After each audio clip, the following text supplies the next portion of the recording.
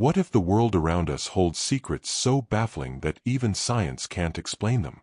From mysterious disappearances to strange lights in the sky, some events remain locked in shadows, hidden from public knowledge and dismissed by experts. Today, we dive deep into 5 of the most chilling and unexplained phenomena that challenge everything we think we know. Prepare to question reality itself as we uncover the secrets they don't want you to know. The hum that haunts the earth. In the quiet hours of the night, when the world sleeps and silence should reign, a strange sound pulses beneath the surface of the earth. It is not a siren, nor a machine, nor a creature of the forest. It is a low-frequency hum, deep and persistent, audible to some, unbearable to others, and completely undetectable to the majority. This is the mystery known as the hum. First widely reported in the 1970s, the hum has been heard in dozens of locations across the globe. Taos in New Mexico, Bristol in the UK, Kokomo in Indiana, and even as far as Largs in Scotland. It isn't a single phenomenon localized to one area. It appears suddenly, lingers for years or sometimes decades, and then vanishes just as mysteriously as it came. For those who can hear it, known as hearers, the experience is maddening. They describe it as a low engine idling outside their homes, a droning noise that vibrates through their skulls, pulses in their chest, or reverberates inside their ears. The most peculiar part.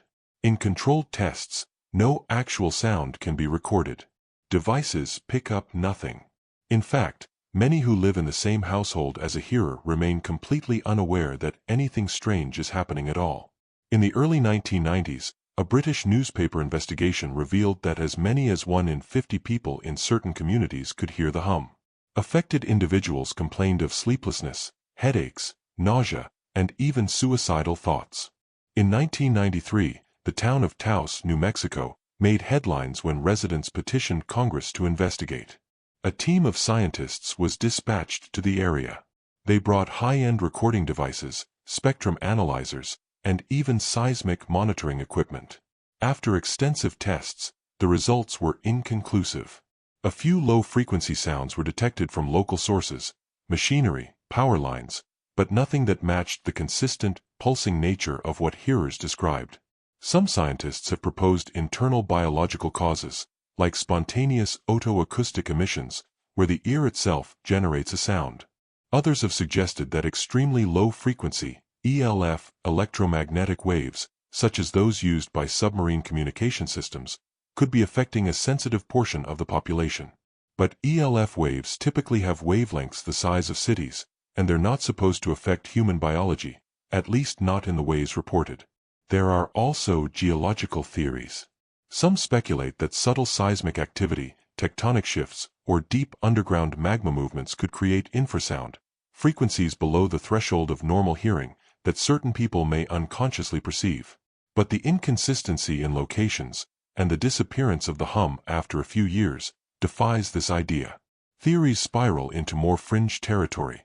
Secret military experiments, government mind control, and even alien signals beaming messages into a selected few. These claims are mostly dismissed by experts, but they persist in internet forums and late-night radio shows. For the hearers, the lack of recognition or understanding from science is more than frustrating, it's isolating. In the town of Windsor, Ontario, the hum drove residents to desperation. It was blamed for shaking windows and disturbing sleep for years. A Canadian investigation traced some of the noise to industrial operations across the border in Michigan, but even after legal and diplomatic efforts, the sound never truly stopped, at least not for everyone. One particularly harrowing case was that of a woman in rural England named Anne Gardiner. For years, she claimed she heard a low, droning hum that no one else could hear.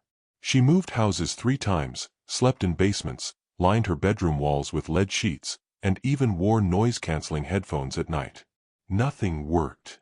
She began to lose her grip on reality, questioning if the sound was in her mind or a real, external phenomenon. Her diaries, later discovered by her family, revealed a descent into obsession, fear, and despair. Then there's the more recent phenomenon in Auckland, New Zealand, where residents in the suburb of Titirangi began reporting the hum in 2017.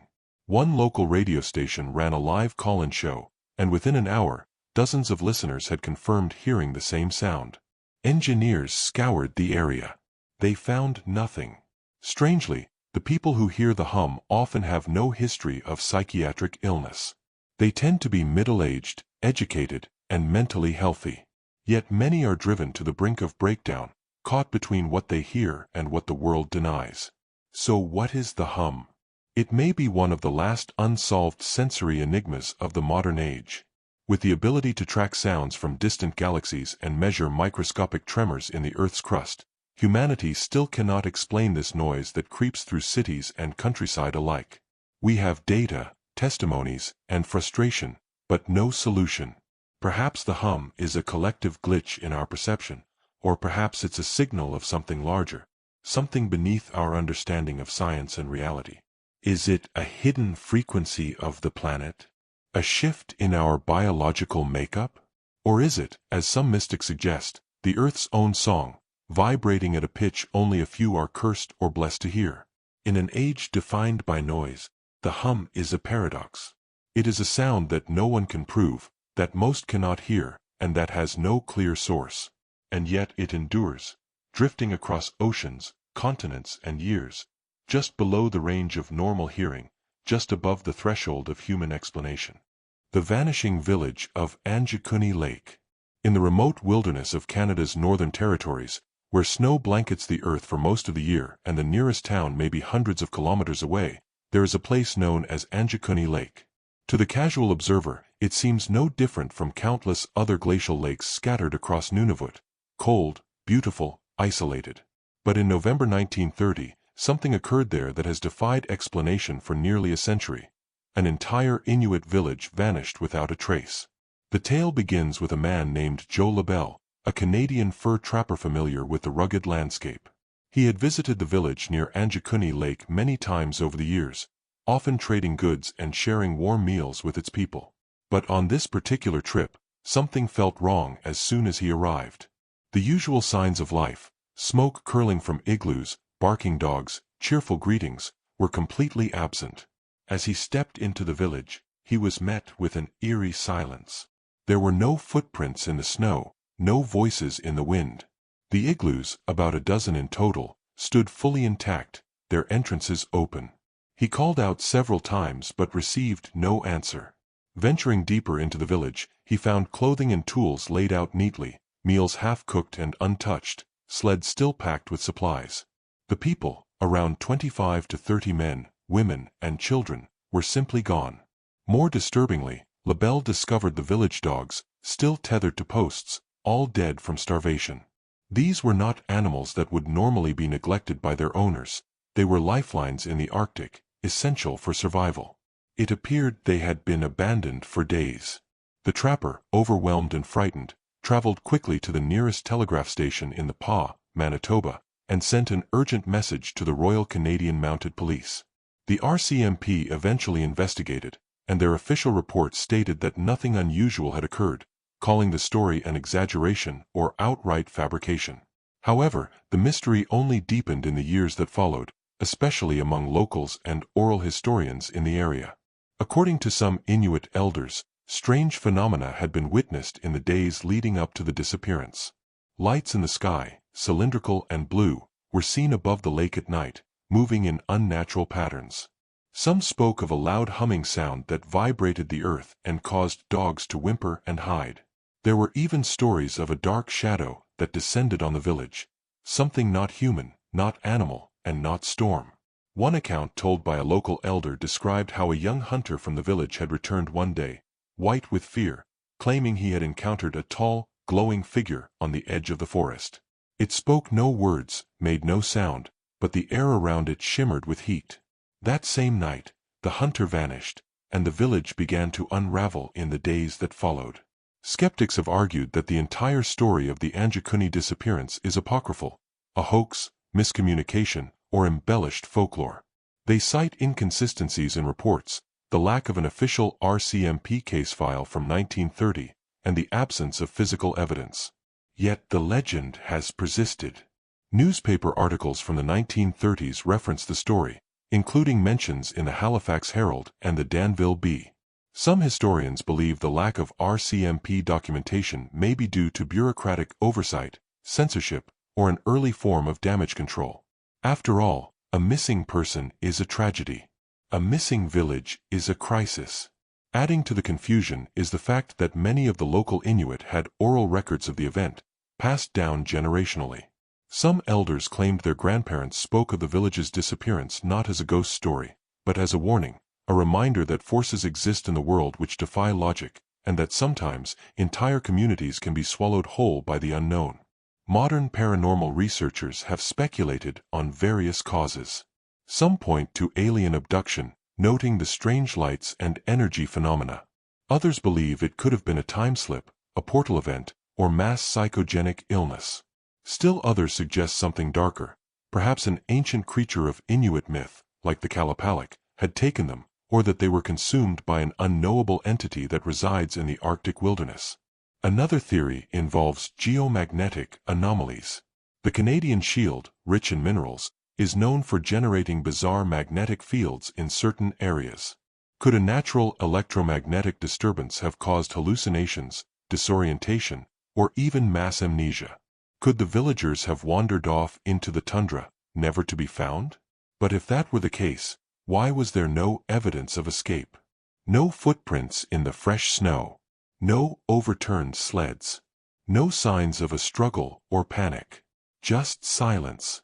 Total, terrifying silence. In more recent years, satellite surveys and geological expeditions have passed through the Anjikuni region. No human remains have ever been found. No artifacts, no graves, no signs of what happened that fateful winter. What remains is a legend that won't die, a chilling tale told by Fireside in the north, of a village that simply disappeared from the face of the earth. It is a mystery frozen in time, sealed beneath snow and shadow. Perhaps the truth lies buried under layers of ice and bureaucracy, or perhaps it exists only in the space where reality touches the veil of the unknown. Anjikuni Lake still exists on the map. But what happened there in 1930 may never be explained. The green fireballs of New Mexico. In the aftermath of World War II, as the world reeled from the devastation of atomic warfare and entered the Cold War era, the American Southwest became the epicenter of both scientific advancement and deep secrecy. New Mexico, home to sites like Los Alamos and Sandia, was ground zero for cutting-edge nuclear research. But amid the clatter of progress and paranoia, a strange phenomenon began to appear in the skies. Green fireballs streaking silently above military installations, glowing with an eerie intensity that baffled both scientists and soldiers alike. The first major sighting occurred on December 5, 1948, when several pilots and ground crew at Kirtland Air Force Base near Albuquerque witnessed a large, glowing green sphere travel across the night sky at incredible speed. It didn't behave like a meteor. It flew horizontally, changed direction slightly, and emitted no noise. Within days, more sightings followed, some reported by commercial airline pilots, others by astronomers and military officers. These were not tales spun by farmers or dreamers. These were credible witnesses trained to observe under pressure. Soon, the Air Force launched an investigation, separate from the now famous Project Blue Book.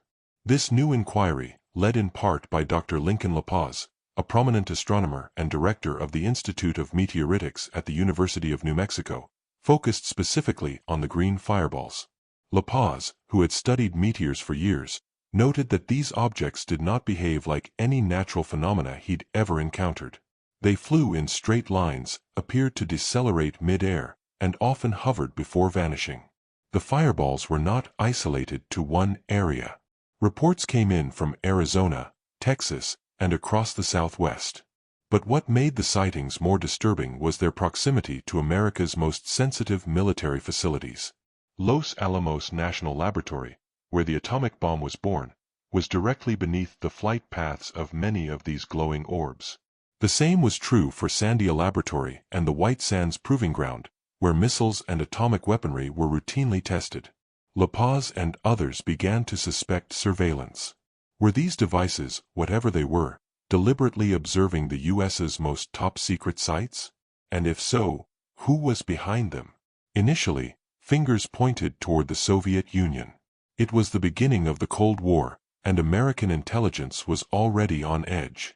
Could the Soviets have developed an advanced drone or reconnaissance vehicle capable of such maneuvers? But the technology on display far outpaced anything known at the time. The objects had no visible propulsion, emitted no sound, and moved in ways that seemed to violate the laws of physics. When the fireballs began appearing almost nightly, the Air Force grew increasingly concerned. Top-secret memos show that military brass feared a security breach of unknown origin.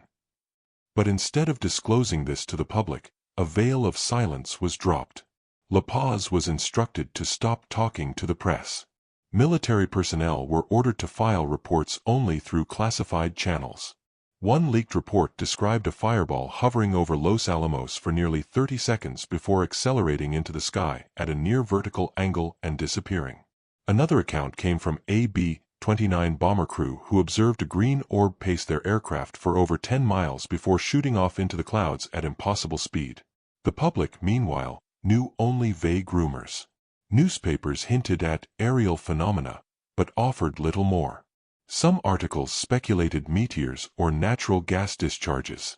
But astronomers like La Paz strongly objected. The green fireballs didn't fragment, didn't leave trails, and often moved too slowly for meteors, sometimes even stopping mid-air. By 1951, the sightings began to wane. Just as suddenly as they had appeared, the green fireballs seemed to vanish from the skies. No crashes were ever reported. No debris recovered. The government quietly closed its most focused investigations. Project Twinkle, a little-known surveillance effort set up in New Mexico specifically to track the fireballs, was shut down after concluding nothing significant had been captured. But insiders disagreed. In declassified documents from the time, several officials expressed frustration at the lack of answers. One noted, "We are dealing with a technology beyond our own or any known adversary." As with many Cold War-era mysteries, the green fireballs faded into the annals of UFO lore, overshadowed by flashier tales like Roswell and Area 51. But among serious researchers, the phenomenon remains one of the most credible and puzzling. If not Russian spy tech, and not natural meteors, then what were they? One theory posits that the fireballs were some form of plasma, a rare atmospheric anomaly triggered by electromagnetic interference. But even that fails to explain their repeated targeting of military facilities, their deliberate flight paths, and their intelligent-seeming behavior. Another idea, whispered among former intelligence officers, suggests that the U.S. may have recovered an object of unknown origin during this period, perhaps as early as 1947, and that the green fireballs were not surveillance devices, but responses. Reactions. Machines searching for something lost. Then, there's the final theory, the most unsettling one, that the green fireballs were not machines at all, but manifestations. Not technology, but a presence. Something that appeared in tandem with mankind's unlocking of atomic power. Something not human, not from this earth, and not bound by our rules. La Paz died in 1985, never fully renouncing his belief that the green fireballs were real, intelligent, and of unknown origin. He once told a colleague in private, "What we saw over New Mexico, those were not secrets made by men. They were watchers. They came to look at what we had done." In the deserts of New Mexico, where silence and secrecy still reign, no green fireballs have been seen for decades. But their memory lingers, bright, cold, and unexplained. The man from Tau Red. On a hot summer day in July 1954, Tokyo's Haneda Airport bustled with international travelers, business people, and customs officers going about their usual routines. The customs area was busy, but efficient. Passengers from around the world presented their documents, and the process moved like clockwork, until one man stepped forward. He was neatly dressed, appearing European, with a neatly trimmed beard and business attire. His accent was described as French, but his exact nationality wasn't immediately clear.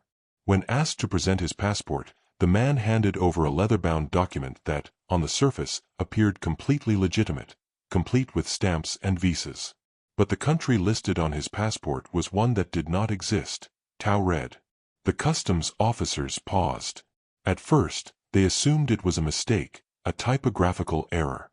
But the man was calm, confident. He claimed he had flown into Tokyo on a business trip and had visited Japan several times before. His passport, indeed, contained multiple stamps from not only Japan, but also from several European countries. All appeared official. Perplexed, the officers asked him to point out his country on a map.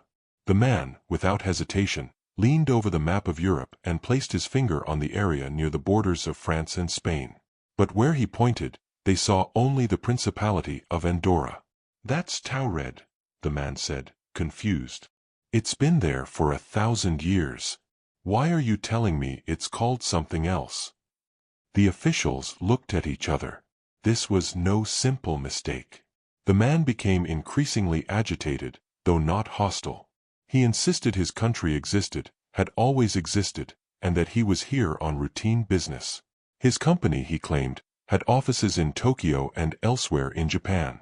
When asked to provide contacts, he gave them the name of the firm and the hotel he was booked to stay in. A customs supervisor was called. They contacted the hotel. No reservation under the man's name. They called the company he listed. No such firm existed. The bank printed on the man's checkbook also turned out to be untraceable.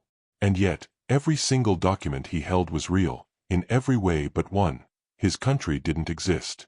At this point, the man was taken to a secured room for further questioning. He remained cooperative, but visibly shaken. He repeated that this was all impossible, that he had been traveling internationally for years without any problems. Why would this suddenly happen now? He asked. Still unsure of what to make of the situation, Japanese authorities decided to detain him temporarily. He was placed in a guarded hotel room while an investigation continued. 2 immigration officers were stationed outside the door.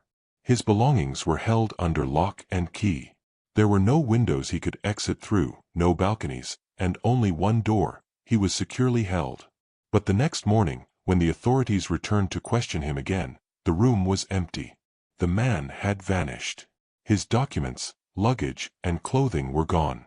The guards insisted they had not left their posts and had seen and heard nothing during the night. A full search of the hotel and surrounding area yielded nothing. No trace of the mysterious man from Taured was ever found again.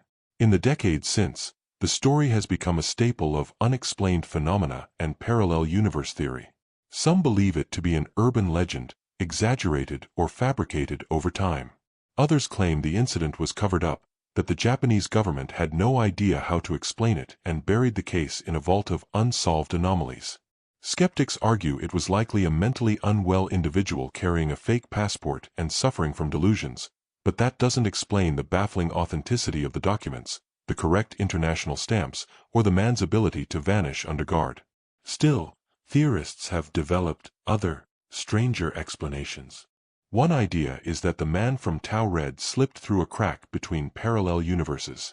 In his world, Taured existed, had always existed, and perhaps, in some freak cosmic event, he was briefly shifted into our reality where his homeland never had. Some physicists have argued that if multiverses are real, then the boundaries between them might occasionally weaken under unknown conditions. Could this man have simply been in the wrong place at the wrong dimensional time? Others suggest a more mystical interpretation, that the man from Taured was not human in the traditional sense, but a traveler of a higher realm, testing or observing how we react to the impossible. A reality glitch in human perception, a walking contradiction brought to life only to vanish when questioned too deeply. There are even whispers of intelligence involvement, that he may have been a spy with technology decades ahead of his time, and that once discovered, he was extracted by forces unknown to preserve a secret beyond national interest. Regardless of the theory, the case remains one of the most curious in international history. The records from Haneda Airport for that day have mysteriously gone missing.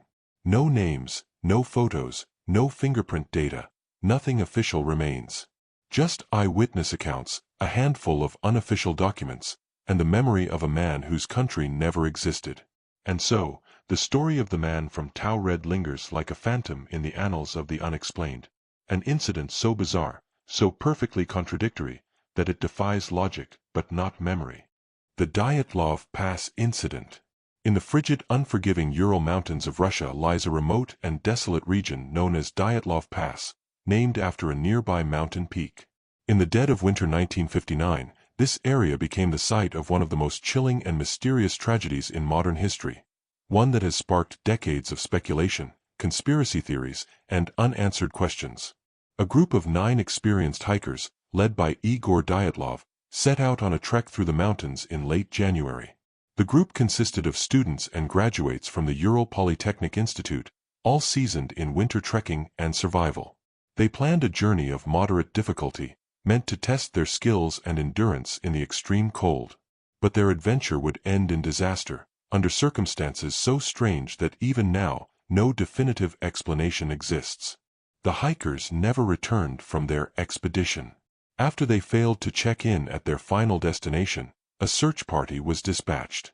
Days later, rescuers found the group's abandoned tent on the slopes of Kholat Syakhl, which ominously translates to Dead Mountain in the local Mansi language. What the searchers discovered inside and around the campsite defied conventional understanding. The tent had been cut open from the inside, as if the hikers had fled in terror into the freezing night. Outside, footprints indicated that they had left barefoot or in socks, despite temperatures plunging well below -30 degrees Celsius. The footprints led to a nearby forest, where bodies were found one by one over the next few months. 2 bodies were discovered near the forest's edge, dressed only in underwear, showing signs of hypothermia. Others were found further inside the woods, some with severe injuries that included fractured ribs, skull damage, and in one case, a missing tongue and eyes. Strangely, the internal injuries were consistent with a force so strong it could have come from a car crash, but the skin remained unbroken. No external wounds explained the trauma. Adding to the mystery, traces of radiation were detected on some of the clothing, an anomaly that fueled Cold War speculation about secret military experiments in the area. The hikers' cameras, found in the tent, showed haunting images of orange spheres in the sky, unidentified flying objects that remain unexplained. Official Soviet investigations were inconclusive, citing an unknown compelling force as the cause of death. Many theories have been proposed over the years. Avalanche. This remains a popular explanation, suggesting the hikers fled because of a sudden avalanche threat. But experts have noted that the slope's angle was too gentle for an avalanche and that no significant snow displacement was found. Military testing. Some believe the group was caught in a secret weapons test, possibly involving parachute mines or radiation experiments. The orange spheres might have been flares or experimental devices. Yeti or wild animal attack. Local folklore tells of a creature called almas, similar to a yeti. Some have speculated the hikers fled from such a creature, though no bite marks or typical animal attack evidence was found. Infrasound-induced panic. Some researchers suggest that specific wind patterns could create infrasound waves causing panic attacks or hallucinations. This might explain the hikers' sudden and irrational flight from the tent. Time slip or extraterrestrial encounter. Fringe theories propose the group stumbled into a temporal anomaly or encountered alien entities, especially considering the strange lights on the photographs and unexplained injuries. In recent years, modern expeditions have revisited the site, employing new technology like 3D terrain mapping, forensic analysis, and climatic simulations. A 2019 report suggested a combination of a small avalanche followed by hypothermia as the most plausible cause, but it failed to fully account for the mysterious injuries and radiation traces. The Dyatlov Pass incident endures as one of the most perplexing, unsolved mysteries of the 20th century. It holds a mirror to humanity's fascination with the unknown and our vulnerability against nature and possibly forces beyond it. The 9 hikers who vanished on a cold winter night remain frozen in time, a stark reminder that even with all our knowledge and technology, some secrets of the earth and sky refuse to be uncovered.